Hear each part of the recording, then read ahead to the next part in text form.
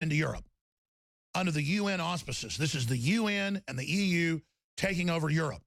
Now, former Congressman Ron Paul has been warning of global government for decades, and now it's here. And as Europe tries to pull out of the EU, and as European countries try to reassess their sovereignty, the EU is threatening to march in their EU military, and it's beginning with their EU Navy saying they're going to start basically stopping the ships from returning people. This is outrageous. This is a great place to start with Ron Paul. Mr. Paul, you warned of this a long time ago, Doctor. Yeah, we shouldn't be surprised. It was set up. A lot of people even predicted this way back in 1945 when they started this mess. But, you know, in a way, it's similar to what we fight here at home because most of the sovereignty was supposed to be left with the states and not with the federal government. But we fight that all the time, and we've been losing that battle. They run everything at the federal level. But now federal governments, and right now we're talking about European governments, they have sacrificed too much of their liberties. And it wasn't an accident. It wasn't an unintended consequence. It was an intended consequence of the people like Soros and the other individuals who believe in world government. But the big problem is it's not a voluntary world government. It's a world government based on authoritarianism and ruthlessness and control and the destruction of the sovereignty of the individual as well as the individual countries, and that's what we're facing today. And it's going to get a lot worse. But it's great that some of these countries are finally saying, hey, maybe we got to stand up to this. But it's not going to go away easily. I know you're not about getting credit, but people have to realize that being one person in the right against a sea of lies ends up historically being effective, and people should really take heart how far we've come exposing authoritarian crony capitalism and globalism, the true force on this planet. Back when you first went to Congress in the 80s for a stint, and later back in the 90s, you routinely didn't get any co-sponsors. Now many of your bills have passed. Most people know the Federal Reserve is quasi-public-private. They're aware of all this. Take Dr. Michael Kaufman that died last month. He was the first person to expose Agenda 21 and global zoning and global standards being created by corporations to control nation states. All of that now being exposed. Trump pulling out of the carbon tax, the climate accords, the TPP.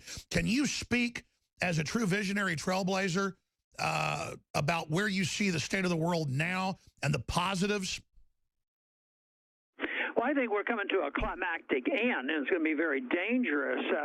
But the ducks are lining up. The people are realizing how their liberties are being undermined. The Europeans want to be Europeans, and they don't want to be run by international governments. So I think if you just look casually at the political situation around the world, it looks like we haven't accomplished much. We're worse off than ever. But if you look at what I think you were alluding to is the intellectual fight going on, the ideological fight. And that's where we're having influence.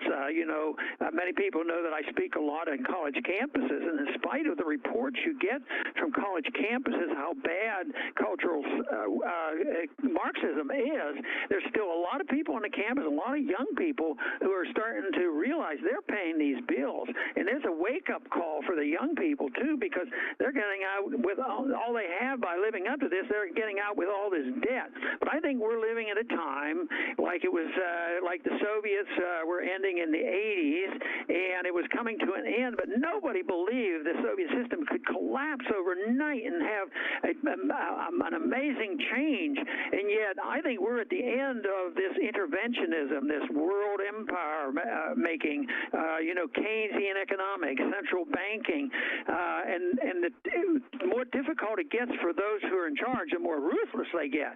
So we have a big battle ahead of us. We're in the midst of the battle, but I think we win because their system doesn't work. That's why we beat communism, not because we had more nukes and not because we had a nuclear war.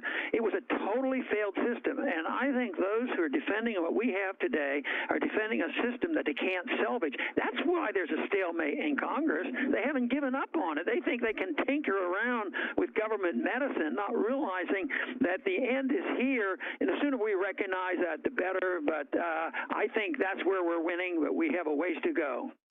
I agree. It's the best of times, worst of times. The political elites have dug in Europe, in Asia, in Africa, in Latin America, and in here, from Venezuela, to what we see happening in Nigeria, to what's happening in the Middle East, to what's happening in the UK, and the empire of corrupt crony capitalism is striking back, allied with radical Islam, allied with other collectivist models, but it's failing.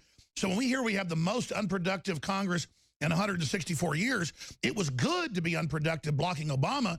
Now that Trump is trying to repeal Obamacare with your son, Senator Paul, and is trying to cut taxes and is trying to, in my view, to save the economy, they are really being obstructionists and have their heels dug in. I mean, is that basically what I got from what you said?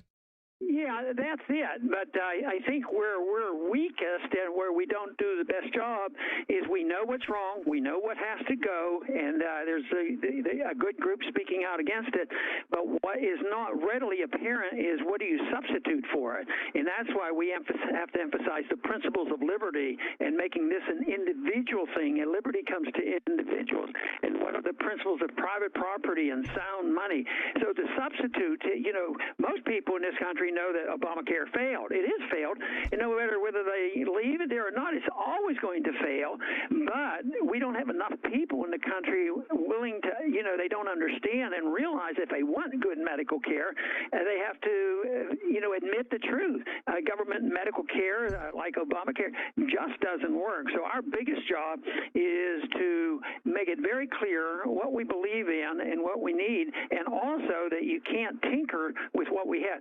If you and I were in charge of the Federal Reserve, we can't do any better in charge of the Federal Reserve. We want to get rid of the Federal Reserve. Exactly. And tell them why you have markets. So you don't want better managers. I remember in high school they used to talk about all we need is a businessman ahead of the post office, and we're still talking about that. We need a businessman running medical care. No, we don't need bureaucrats. No, we don't need $1.48 going to Bezos for every package he ships from taxpayers to undercut the rest of the free market. We need him to sink or swim.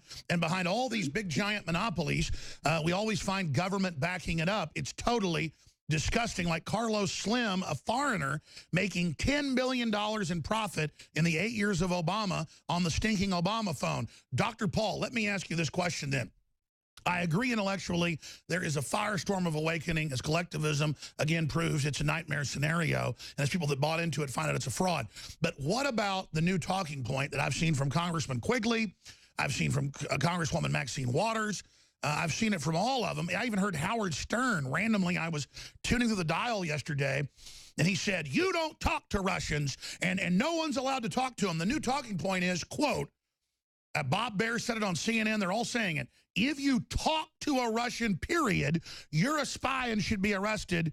I mean, that is a new word-for-word talking point, with CNN having hosts saying, quote, we're at war with Russia, we need to, attack them. There is this hysteria where the dying globalist program is pointing at you and me, and they've said this about you, Trump, that we somehow get our orders from the Russians.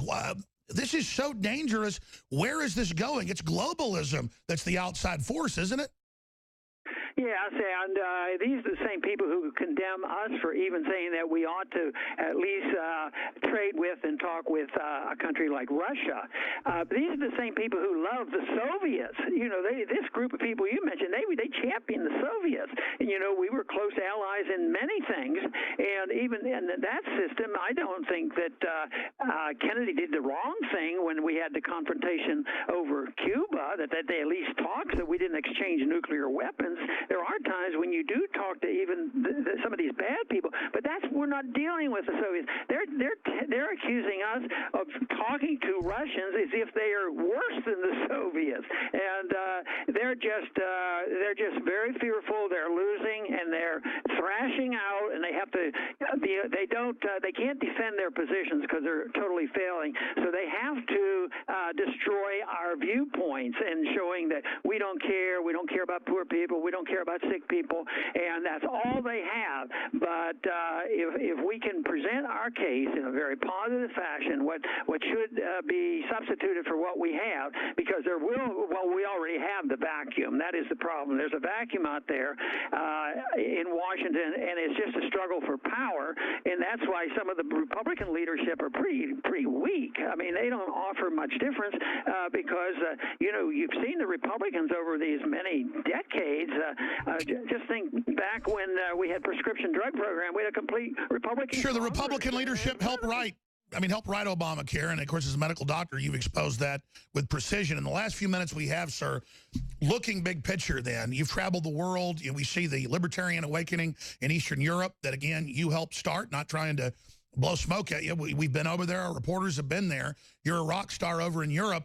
That signifies that humanity really wants freedom. And the more people have been under communism or socialism, the more they recognize that the American free market system, never fully realized, is still much better than what we face. So rallying the troops out there, I think what you're saying is we're at a crossroads. There's a vacuum.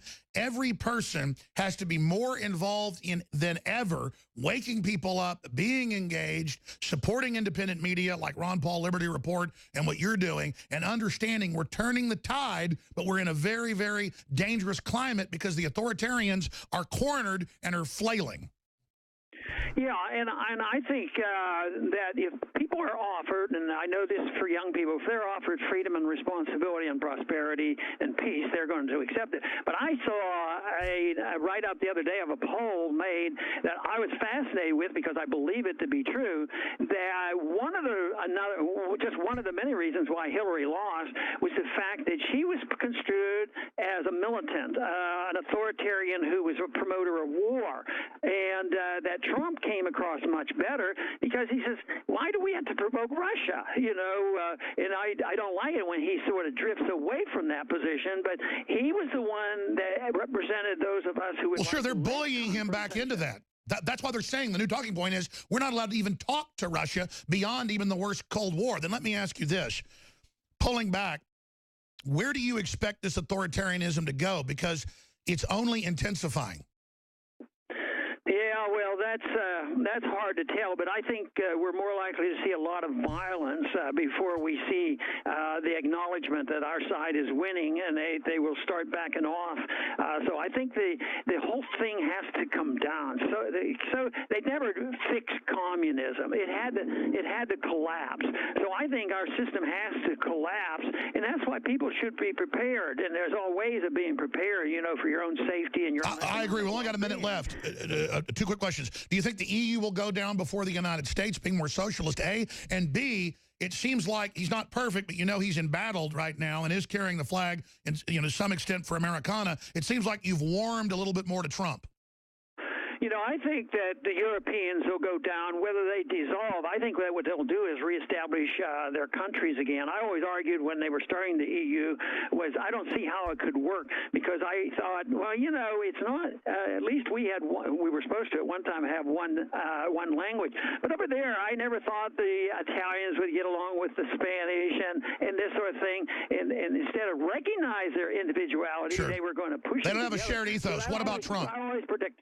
Well, I think Trump is up against the wall because the authoritarians are there. I'm afraid that the neocons are still in style, and he has a few people in his administration that I don't particularly trust because I think they're too close to the neocons.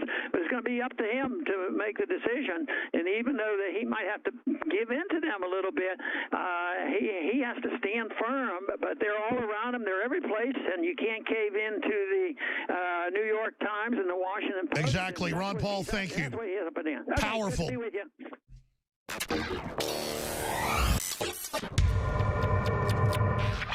What the aging process is when the cell replicates, we lose a little bit of our telomeres. Telomeres are the little cups on the end of our chromosomes. And when it runs out, you start dying. Secure your DNA force today at InfoWarsLife.com.